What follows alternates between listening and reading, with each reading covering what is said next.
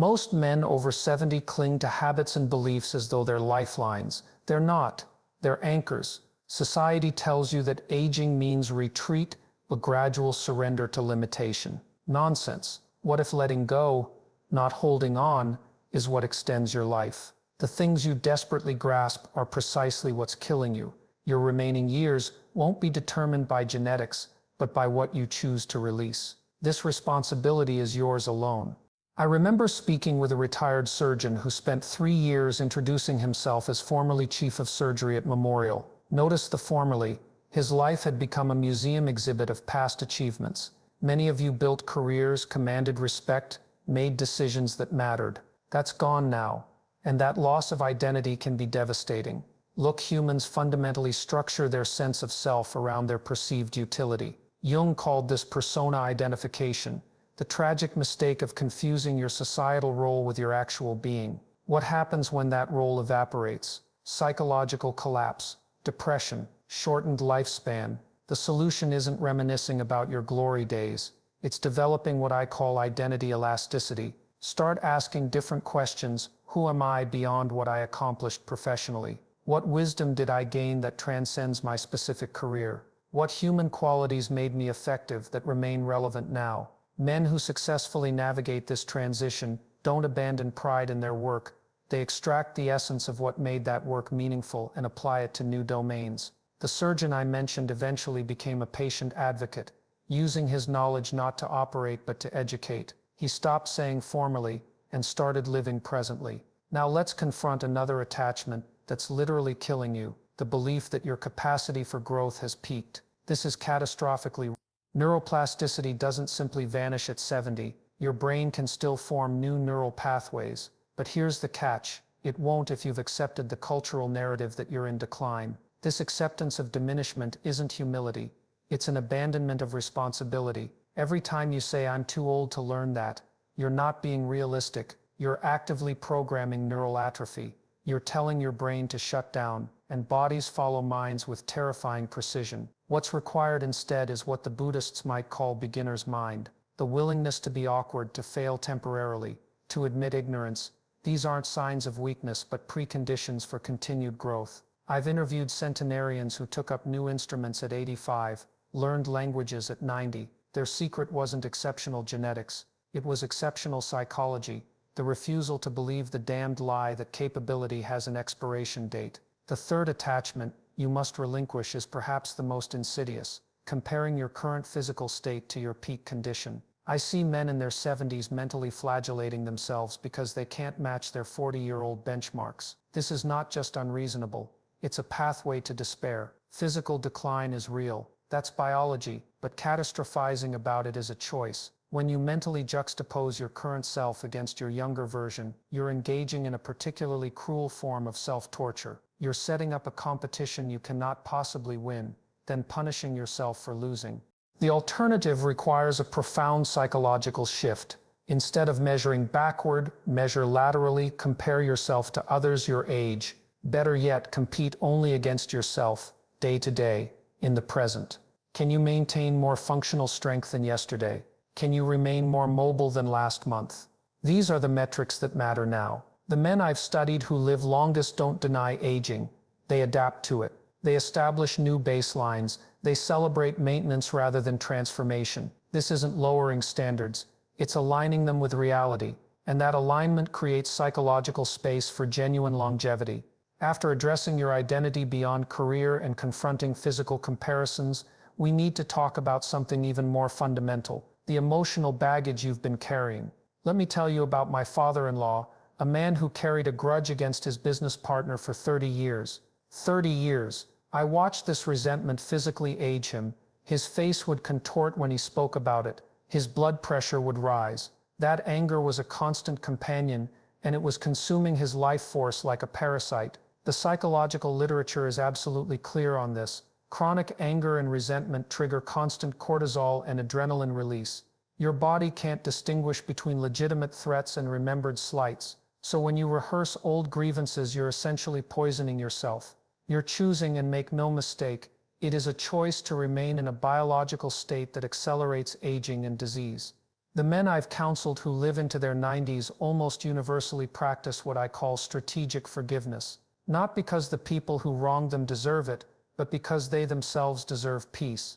This isn't some shallow spiritual platitude, it's neurobiological self-preservation. Every grudge you release is like putting down a heavy stone you've been carrying uphill. Look at the resentments you're nursing. Ask yourself, is this anger serving any productive purpose? Is it changing anything? Or is it just a familiar destructive habit? The paradox here is that letting go of these grievances doesn't diminish you, it expands your life both in quality and likely in quantity. Now, closely related to grudges is this compulsive need many older men have to be right in every situation. I was sitting with a group of retirees recently, watching two former executives nearly come to blows over whether the 1956 World Series went to 6 games or 7. Both were willing to destroy an afternoon and a friendship rather than concede they might be mistaken. This need to be right is often a compensation for feeling increasingly irrelevant. As your authoritative role in work and family diminishes, you grasp for territories where you can still claim expertise. But this pattern creates constant conflict and isolation. Every conversation becomes a battlefield rather than a connection. The men who thrive past 70 have developed what psychologists call cognitive flexibility, the capacity to hold opinions lightly, to be curiously wrong rather than righteously right. They ask questions more than they make pronouncements.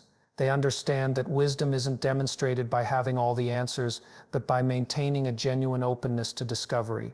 The next time you feel that reflexive need to correct someone or win an argument, pause, ask yourself, what am I really defending here?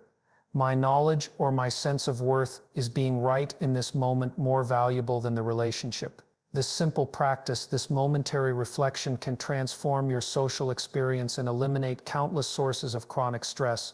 The final emotional burden you must release is perhaps the most universally destructive: guilt over past mistakes and perceived failures. I've sat with men in their 8th decade still torturing themselves over business decisions from the 1980s, parenting moments from when their now middle-aged children were teenagers, words spoken to spouses long since deceased. This retrospective self-flagellation serves no purpose whatsoever. It doesn't change the past, it doesn't make amends, it simply keeps you psychologically anchored to moments that no longer exist, preventing you from fully inhabiting the present. From a neurological perspective, guilt is particularly insidious because it activates both your stress response and reward circuitry. You feel bad, but there's also a perverse satisfaction in the suffering, as if punishment somehow balances the cosmic ledger. This is magical thinking, and it's keeping you trapped.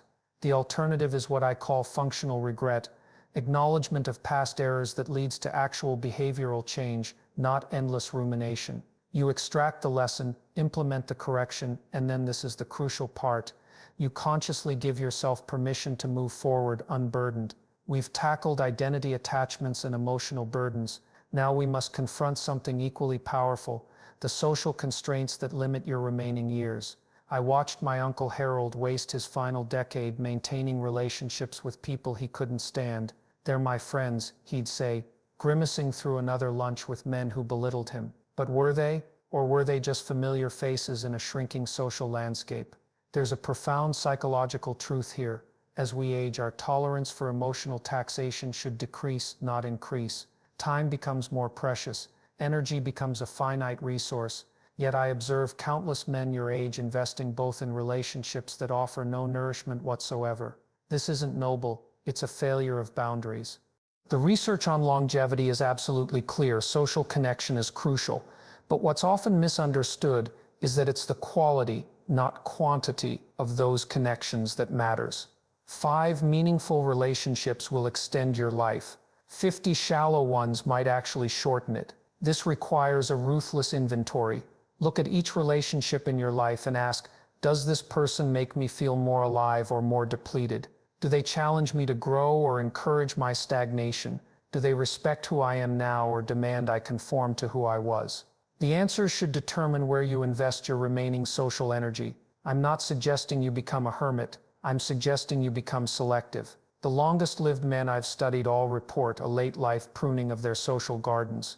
They let toxic connections wither while nurturing those that bring genuine joy and meaning. This isn't selfishness, it's survival. Now, closely related to releasing toxic relationships is abandoning this pathological need for universal approval. I see it constantly. Men in their 70s still seeking validation from people whose opinions shouldn't matter a damn. This is psychological madness. It's also biologically expensive. Every time you contort yourself to please others, you're triggering stress responses that accelerate aging. Every inauthentic interaction requires tremendous cognitive resources. At 20, you might have had energy to waste on impression management. At 70, it's a luxury you literally cannot afford. There's a particular tragedy I observe in aging men.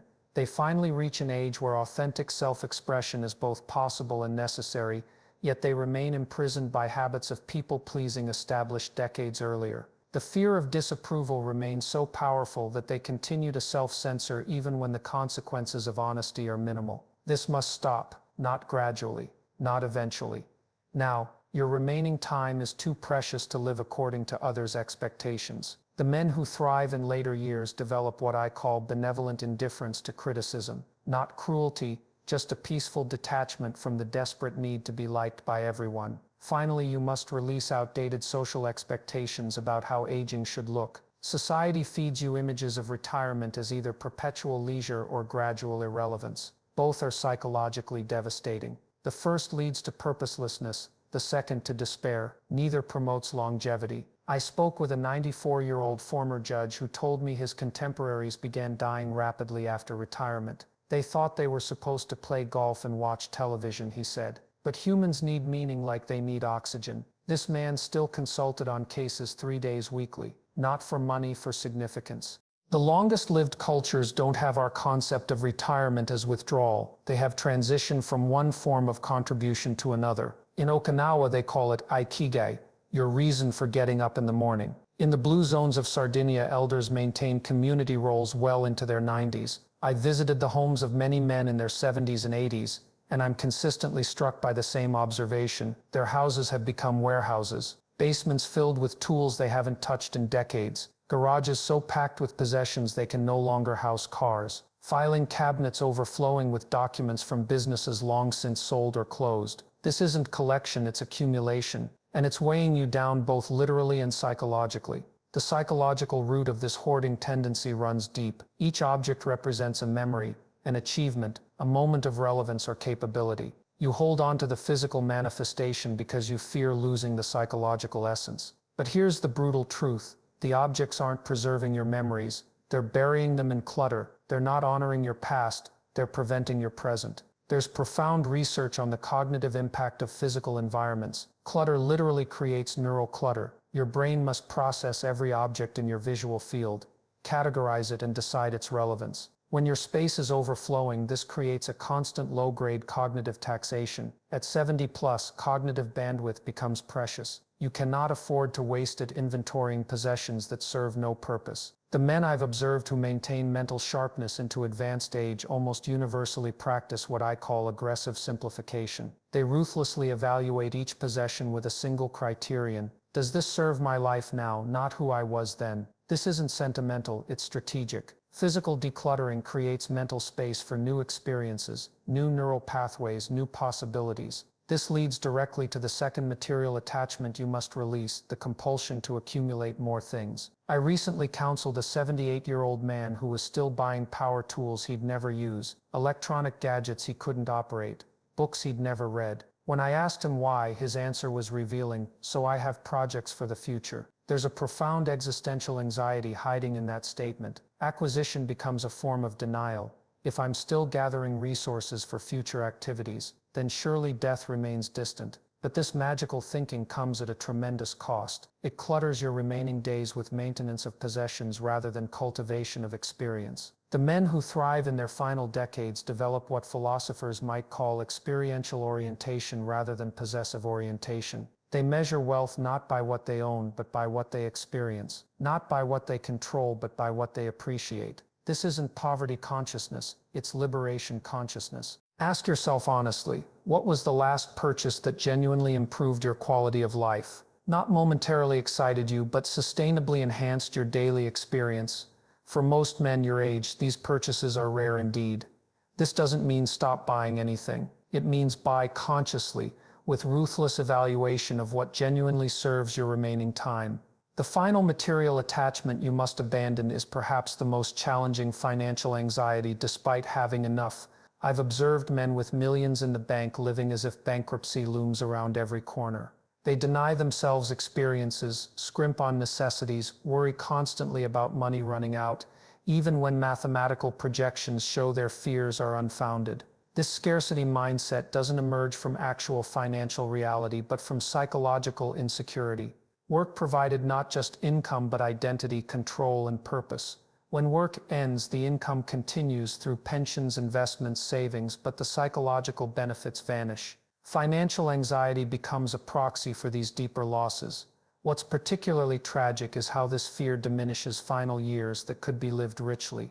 I've known men who died with substantial estates they never enjoyed, experiences they denied themselves, generosity they withheld, all because of fears that never materialized. Their bank accounts were full, but their lives were impoverished.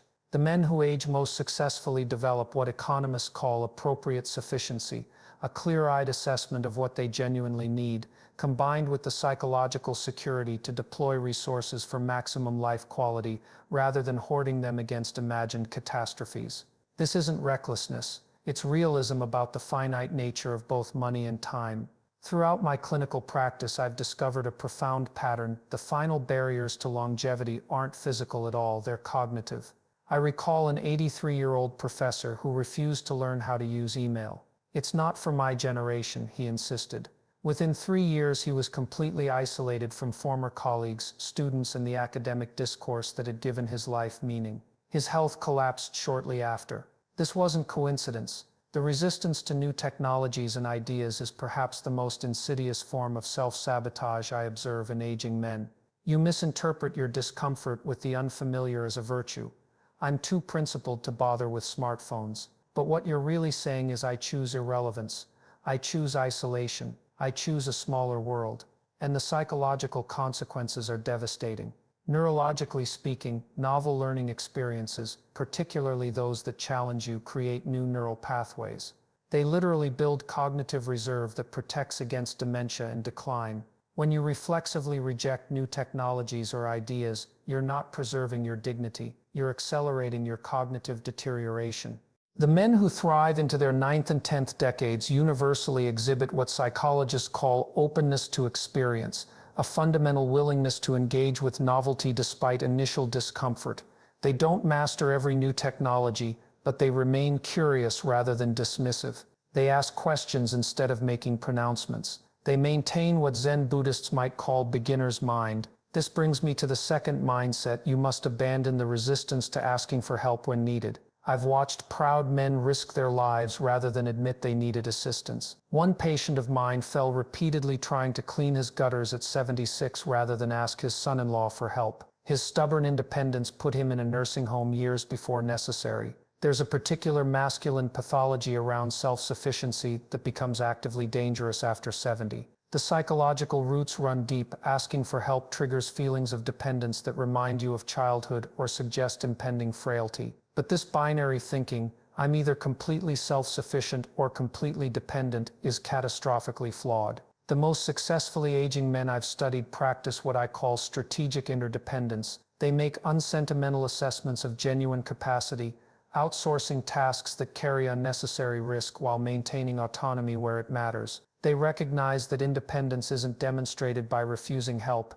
It's maximized by accepting targeted assistance that preserves energy for what's truly important. This requires a profound identity shift from viewing help as weakness to recognizing it as resource management. Every time you refuse necessary assistance, you're not displaying strength. You're misallocating your diminishing energy reserves. The question isn't, "Can I still do this myself?" but "Is doing this myself the best use of my limited resources?" Finally, you must abandon perhaps the most pernicious belief of all, that it's too late for new beginnings. I recently counseled a man who refused to start a recommended exercise program at 75. "What's the point?" he asked. "I'm already old." 3 years later, at 78, he expressed bitter regret. "I could be 3 years stronger now," he realized. "Instead, I'm 3 years weaker." This projection of limited future possibility becomes a self-fulfilling prophecy. When you decide it's too late to begin something new, you aren't responding to biological reality. You're creating psychological limitation that accelerates physical decline.